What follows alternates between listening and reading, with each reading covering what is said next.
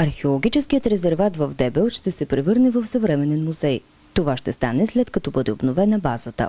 В археологическия резерват ще бъдат ремонтирани и модернизирани 7 сгради. Строителните дейности започват в понеделник и ще приключат за 2 месеца. Те няма да засегнат археологическите паметници. Разкопки на това място се провеждат от 80-те години до сега с кратки прекъсвания, като това, което е открито са римските терми.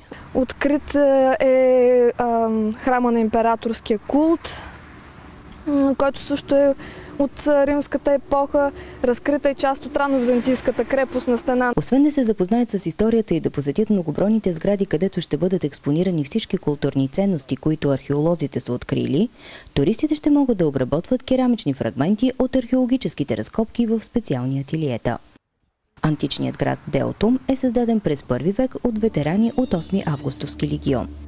Ето защо в археологическия резерват сред останките на античната колония ще оживяват древни римски обичаи.